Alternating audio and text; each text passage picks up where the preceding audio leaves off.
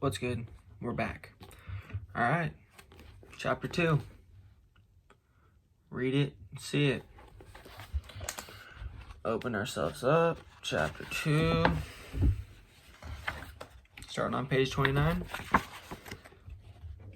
Title: Desire, the starting point of all achievement. And subtitle: The first step towards riches. So as we get in this chapter, kind of bouncing back on chapter 1, where it's talking about Edwin C. Barnes and his obsession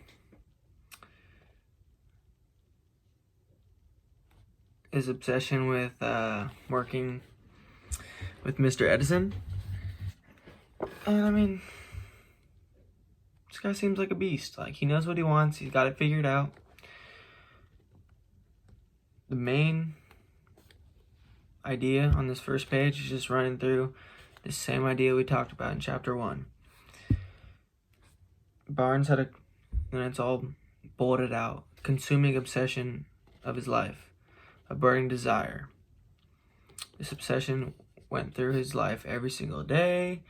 He wanted to just run it.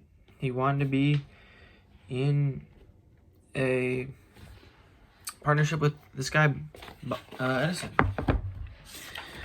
Kind of went through that last section. If you didn't see that, go check it out, chapter 1.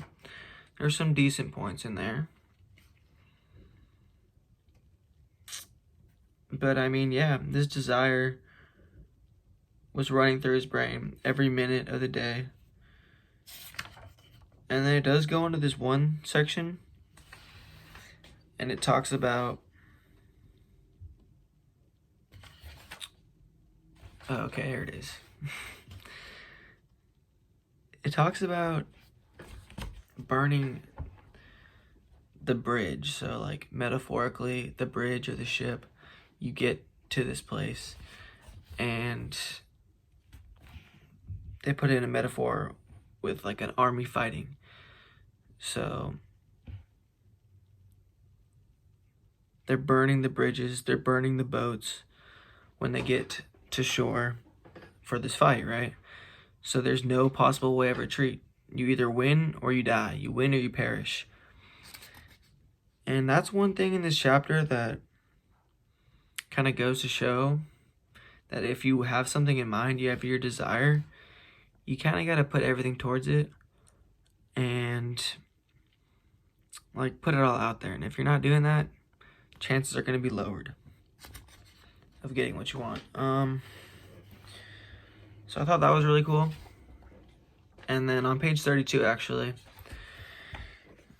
is where it gets into the first step towards riches. And I might just run through this whole thing. Oh yeah, I'll just run through this little section.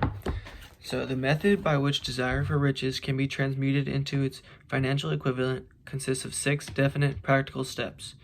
Okay, so get your pen and paper out. Write this down. I actually went through this the first time I read this and wrote it out, tried it out. Obviously, I'm still early in the process, but it was really helpful. So step 1, first step, fix in your mind the exact amount of money you desire. It is not sufficient merely to say, I want plenty of money, but a definite amount. There is a psychological reason for definiteness, which will be described in a subsequent chapter. So first step, find a certain amount of money. I think when I did, I said $50,000. And second step, number 2, determine exactly what you intend to give in return for the money you desire. There's no such reality as something for nothing. So what I gave was like going out on weeknights, saving money, spending less money on drinks, stuff like that. And then third step, number 3, establish a definite date when you intend to possess the money you desire. So I'm giving myself a year to get this $50,000 saved up. So you have to establish a date. So right now we have an amount of money. We have what we're giving up for it. We have a date.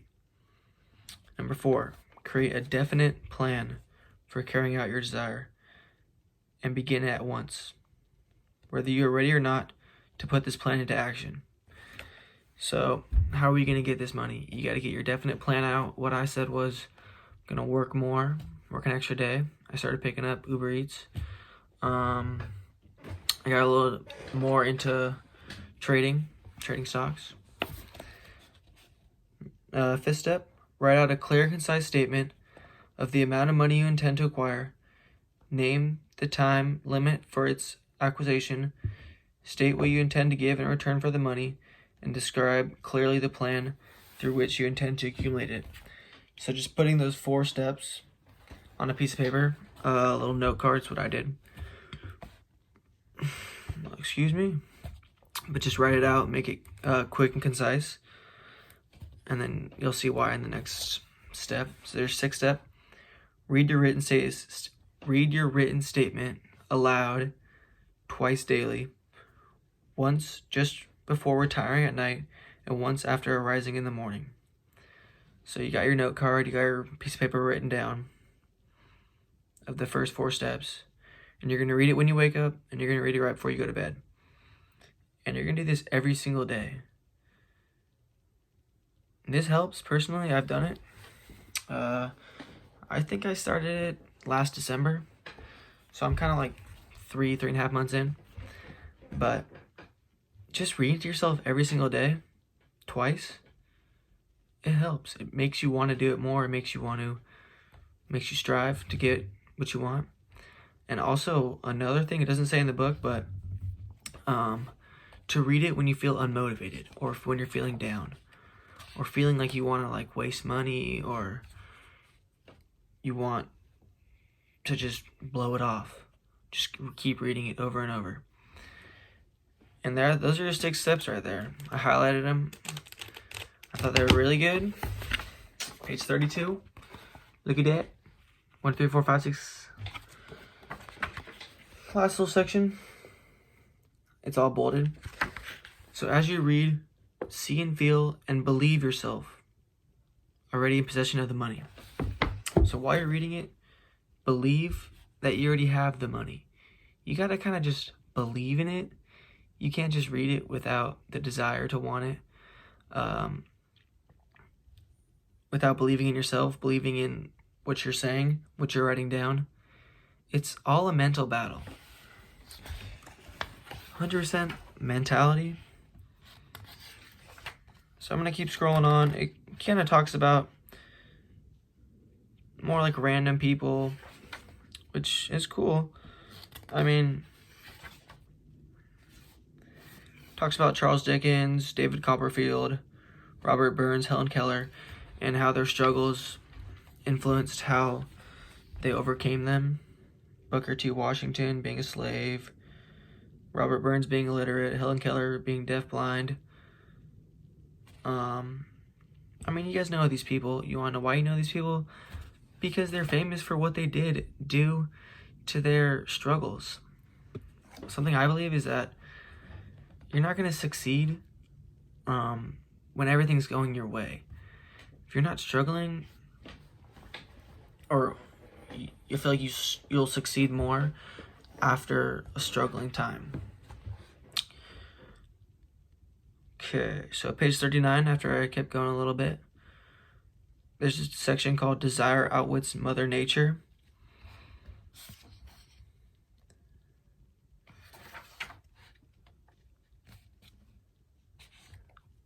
And it kind of just goes on, talks about how Mother Nature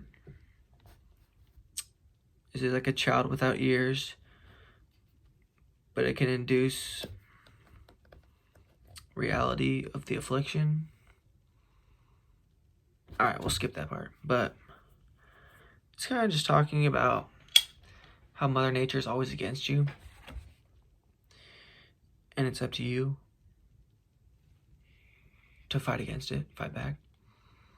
A little section I highlighted was on page 40. It said many years previously I had written, Our only limitations are those we set up in our own minds. So this is pretty much speaks for itself. The only limitations are ones we set up in our own minds, and I believe this 100%. I mean, I know some people that say it's impossible to do something. I feel like I can't do it. There's no way I can do that. I don't know how you do that, Josh. I'm like, bruh, you can do whatever you set your mind to. I feel like with a certain amount of motivation, I could sit at this desk and work on something for 10 hours straight. It's about how motivated you are to do it. There's just so much time in the day, and there's so much time you can spend on one subject or one topic that there's no way you can't not learn something, or you can't not do something, even if it seems insanely hard, like some major engineering, maybe like solving some math problem. I don't know. There's so many things that are so challenging, but it's the amount of time you put in. And that's why I think the only limitations that people have are ones that they set up in their own minds. I had to highlight that down because it's stuck in me. I mean, throughout the rest of the chapter, it's nothing crazy. It kind of just bounces back on that idea and talks about doctors and like lawyers, kind of just random stories bouncing on that idea, trying to put it in stone for people that don't understand it. And it makes sense. Like, if you didn't know that before, these next 4 pages, 5 pages will help make you believe it a little more. I mean, I don't need to go into detail about it because this isn't me reading the whole chapter. It's me giving my thoughts. So if you don't believe that statement, that your only limitations is once you set up in your own mind, go on and read this. What is it, page? I think it was... Okay, so 40 to 50, so the rest of the chapter. I mean, you're going to read this and you're going to see the word desire bolded.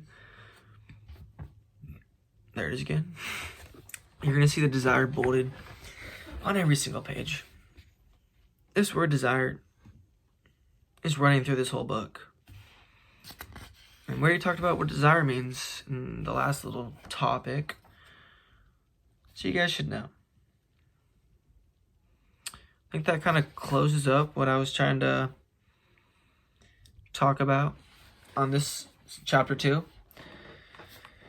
Stated the main 2 things that I highlighted personally. And even that first step, guys, that first one, 3 pages in the chapter, about those 6 steps, try it out. I mean, if you want to make money, you want to set your mind to making money, try it out, dude. Read it. Read your note card every single day, twice a day.